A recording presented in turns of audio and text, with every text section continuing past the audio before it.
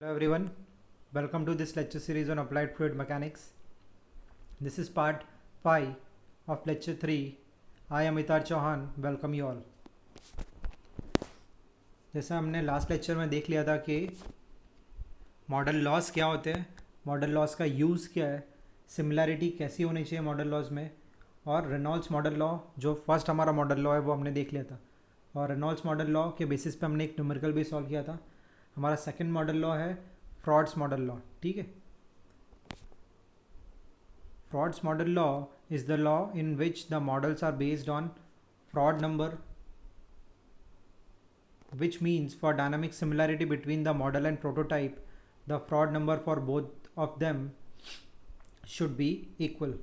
जैसा हमने Reynolds number में देखा था कि आपका रेनॉल्ड्स मॉडल लॉ में देखा था कि रेनॉल्ड्स नंबर सेम होना चाहिए फॉर मॉडल एंड प्रोटोटाइप, उसी तरीके से आपके फ्रॉड्स मॉडल लॉ में क्या होना चाहिए कि आपके मॉडल का फ्रॉड्स नंबर और आपके प्रोटोटाइप का फ्रॉड्स नंबर वो दोनों सेम होने चाहिए. ठीक है, Froude's model law is applicable when the gravity force is only predominant force which controls the flow. जैसे हमने लास्ट रेनॉल्ड्स में देखा था रेनॉल्ड्स मॉडल लॉ में कि आपका विस्कस फोर्स डोमिनेटिंग होता है. फ्रॉड्स मॉडल लॉ में क्या होगा, आपका ग्रेविटी फोर्स अगर डोमिनेंट होगा तो आपको यूज़ करना है Froude's model law. Froude's model law is applicable when the gravity force is only predominant force which controls the flow in addition to the force of inertia. मतलब inertia force को छोड़ के आपका अगर ग्रेविटी फोर्स डोमिनेंट है. ये simple question है कि आपके जितने भी सिस्टम है सारे सिस्टम्स में इनर्शिया फोर्स तो होने ही वाला है, बिकॉज जितने भी फोर्स एक्ट कर रहे हैं उनके रेजिस्टेंस में आपका इनर्शिया फोर्स आएगा. अब ऐसा कंडीशन जिसके अंदर ग्रेविटी फोर्स बहुत डोमिनेटिंग है और आपका इनर्शिया फोर्स है तो उस कंडीशंस में आपको यूज़ करना है फ्रॉड्स मॉडल लॉ.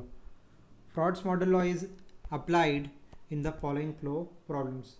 और फ्रॉड्स मॉडल लॉ किस कंडीशन में हमें यूज़ करना है, तो पहला कंडीशन है free surface flow such as flow over spillway. Spillway क्या होता है, स्पिलवे आपका एक रेगुलेटरी डिवाइस है इन केस ऑफ डैम्स. ठीक है, या बियर्स में यूज़ कर सकते हैं, स्लुइस में यूज़ कर सकते हैं या चैनल्स में यूज़ कर सकते हैं. ठीक है, तो इन सारे कंडीशंस में आप फ्रॉड्स मॉडल लॉ को यूज़ कर सकते हैं. सेकेंड कंडीशन है हमारा flow of jet from an orifice or nozzle, या तो फ्लो ऑफ जेट हो इन केस ऑफ ऑरिफिस या नोजल, तब आप फ्रॉड्स मॉडल लॉ को यूज़ कर सकते हैं. थर्ड कंडीशन है हमारा where waves are likely to be formed on surface. ऐसा सरफेस जहाँ पे वेव्स के फॉर्मेशन ज़्यादा हो उस कंडीशन में भी आप यूज़ कर सकते हैं.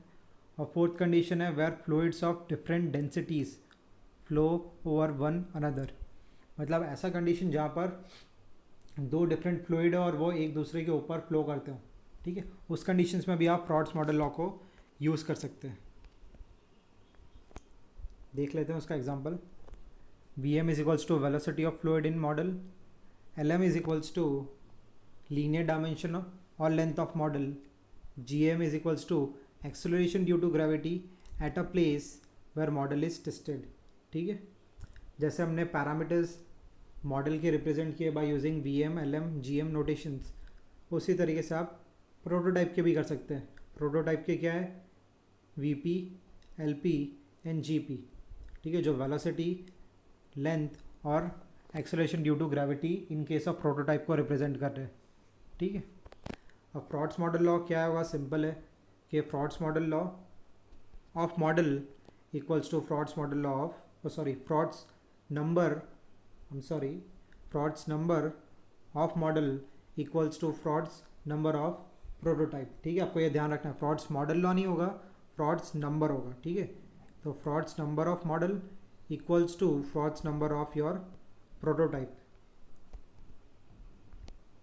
ठीक है, हमने लास्ट लेक्चर्स में देख लिया था कि फ्रॉड्स नंबर को कैसे रिप्रेजेंट करते हैं. तो फ्रॉड्स नंबर है हमारा v upon under root G into L.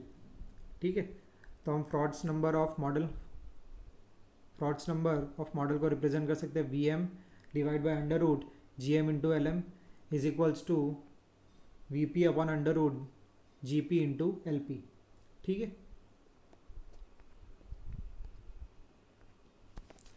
If the test on the model are performed on the same place where prototype is operate, then G M is equals to G P.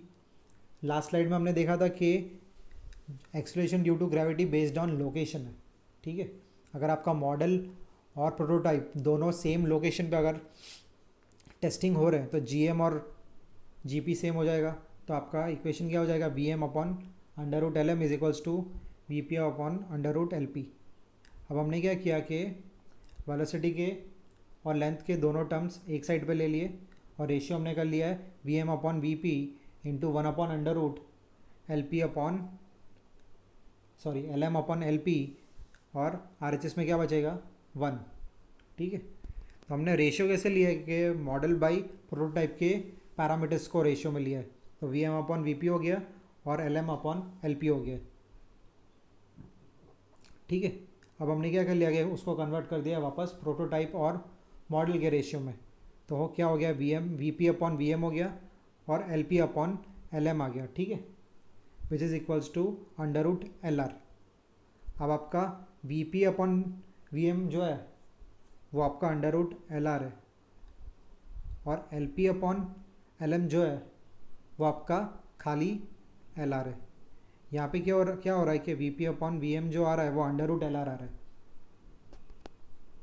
ठीक है। तो ये ध्यान रखना हमें कि velocity का जो स्केल रेशियो था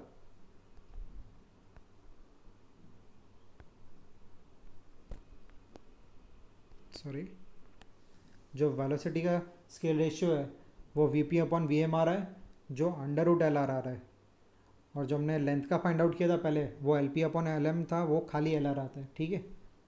तो इसमें कन्फ्यूजन ना हो खाली, ठीक है। यहाँ पे दे दिया है कि V P upon V M is equals to V R which is scale ratio for velocity. अब फ्रॉड्स मॉडल लॉ को यूज़ करके हम बाकी के पैरामीटर्स का भी स्केल रेशियो फाइंड आउट कर सकते हैं। तो scale ratio for various physical quantity based on frauds model law. अब जितने मॉडल लॉज है सबकी अलग अलग रेशियो है। जो हमने वेलोसिटी का स्केल रेशियो रेनॉल्ड्स नंबर में फाइंड आउट किया था वो सेम नहीं होगा फ्रॉड्स मॉडल लॉ में। तो जितने मॉडल लॉज होंगे सबकी अलग अलग स्केल रेशियो होंगे बेस्ड ऑन दैट मॉडल या based on that law, sorry, ठीक है। Based on frauds number, based on Reynolds number, ठीक है, based on Euler's number, based on Weber's number या बेस्ड ऑन मैक नंबर। तो ये आपको ध्यान रखना है कि हर एक लॉ के अंदर हर एक डिफरेंट टाइप्स ऑफ आपके स्केल रेशियो होंगे। अब यहाँ पे स्केल रेशियो फॉर टाइम देख लेते तो टाइम का क्या था, लेंथ अपॉन वेलोसिटी, जो आपका वेलोसिटी के इक्वेशन से आया था जिसको हमने रिप्रेजेंट किया है T R is equals to T P upon T M, जो मैंने आपको पहले भी बताया था कि रेशियो होगा, खाली इंडिविजुअल वैल्यू नहीं होगा, ठीक है। तो T P upon T M is equals to L by V of prototype and L by V of your model, ठीक है। तो L P upon V P divide by L M upon V M, जिसको आप convert करोगे तो क्या हो जाएगा, L P upon L M जो हमने लास्ट स्लाइड में देखा था, और हो जाएगा हमारा V P upon V M. अब हमें तो पता है कि L P upon L M क्या होता है, एल आर होता है, और V M upon V P क्या होता है, 1 upon under root L R. Because जो हमने फाइंड आउट किया था V P upon V M वो अंडर रूट एल आर होता है। यहाँ पे रेशियो क्या है, V M upon V P है, इसके लिए 1 upon under root L R आएगा, ठीक है, जिससे हमें फाइनली क्या मिलेगा, अंडर रूट एल आर। तो आपका T R is equals to क्या होगा, अंडर रूट एल आर, ठीक है। इन द सेम वे हम फाइंड आउट कर सकते हैं फॉर एक्सेलरेशन। एक्सेलरेशन क्या होता है, वी बाई टी होता है। अब ए आर क्या होगा, A P upon A M. Acceleration को लिख सकते हैं हम V by T of prototype divide by V by T of your model, फिर V P upon T P into T M upon V M हो गया। वेलोसिटी के terms हमने एक साइड पे ले लिए और टाइम के टर्म्स हमने एक साइड पे ले लिए। तो V P upon V M is equals to T M upon T P हो गया, ठीक है। जिससे हमें फाइनल क्या मिला कि under root L R into under root 1 upon under root L R, जिससे आपको मिला एक्सेलरेशन का स्केल रेशियो क्या होगा, A R is equals to 1।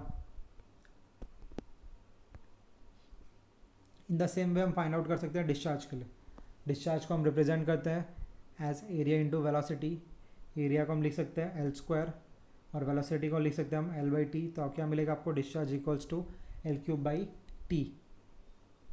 अब हमें अगर डिस्चार्ज का स्केल रेशियो चाहिए क्यू आर, तो क्या होगा, Q P upon Q M हो जाएगा। डिस्चार्ज क्या हमारा एल क्यूब बाई टी है, तो हमने प्रोटोटाइप के लिए लिख दिया और मॉडल के लिए भी लिख दिया। हमने क्या किया, जितने आपके लेंथ के टर्म्स थे उनको साथ में ले लिया, तो L P upon L M raise to 3 हो गया, और T M upon T P एक साइड पे ले लिया। ठीक है, अब हमें पता है कि लेंथ का तो स्केल रेशियो एल आर होता है, यहाँ पे क्यूब है तो क्या हो जाएगा, एल आर क्यूब हो जाएगा। और टाइम का स्केल रेशियो क्या है, T P upon T M क्या होता है आपका अंडर रूट एल आर होता है, यहाँ पे T M upon T P है, इसके लिए क्या होगा 1 upon under root L R आ जाएगा, जिससे आपका फाइनल एल आर क्या आएगा, L R raise to 2.5, because ये जो टर्म है एल आर रेस टू 1/2 है और यहाँ पे एल आर रेस टू 3 है।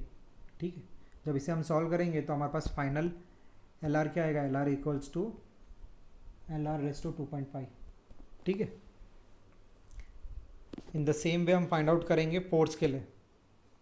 फोर्स को हम लिख सकते हैं मास इंटू एक्सेलरेशन, मास को हम लिख सकते हैं रो इंटू एल क्यूब, एक्सेलरेशन को लिख सकते हैं हम वी बाई टी, जिससे हमें क्या मिलेगा कि force is equals to rho into L square into V square.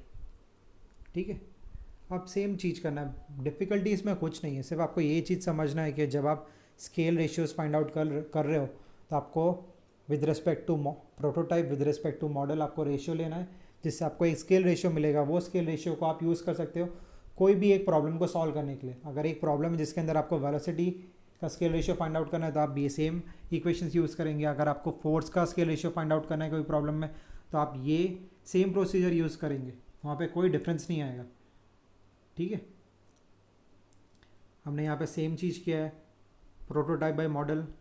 Prototype का क्या होगा, rho P L P square V P square divide by rho M into L M square into V M square. ठीक है, जिससे आपको रो के term साथ में ले लिए, लेंथ के टर्म साथ में ले लिए और वेलोसिटी के टर्म साथ में ले लिए।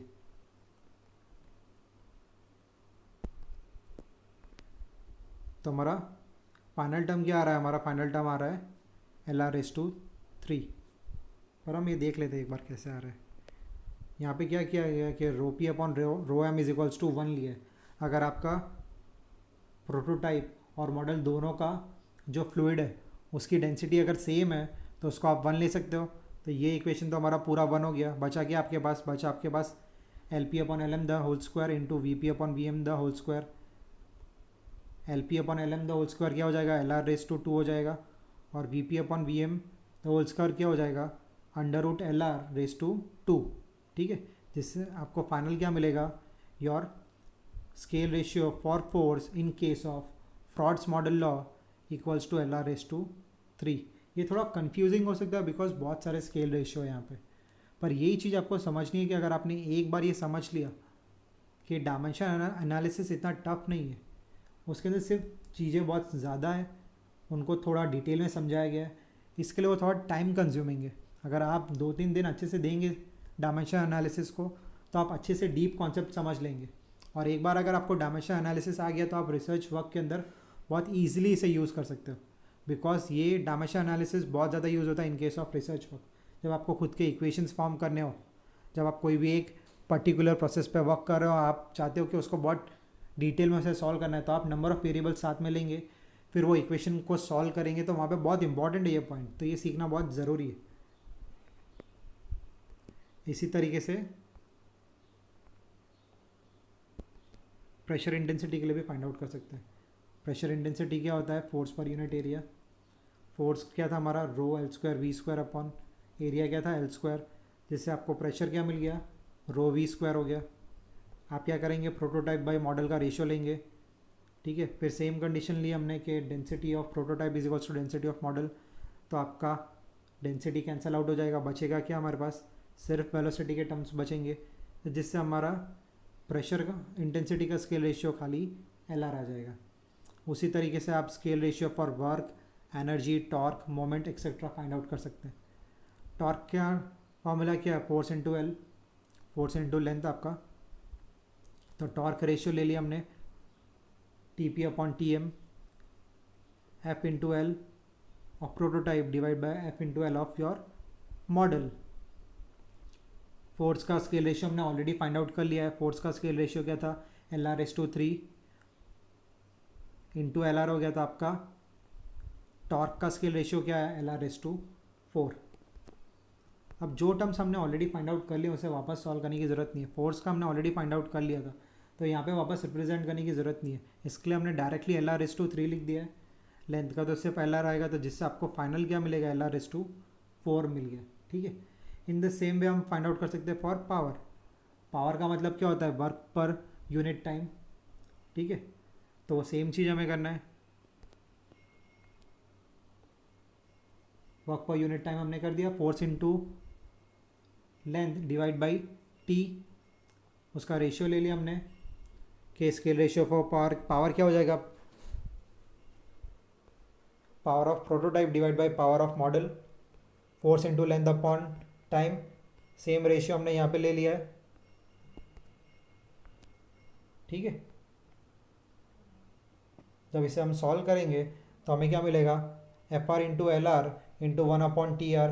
एफ आर का स्केल रेशियो क्या था एल आर एस टू 3 था, एल आर का एल आर रहेगा और टी आर का क्या हो जाएगा 1 upon under root L R हो जाएगा। ठीक है, जिससे हमें मिलेगा कि power ratio in case of rods model law is equals to L raise to 3.5 या एल आर रेस टू 3.5, ये एल आर रेस टू 3.5। ठीक है, थैंक यू।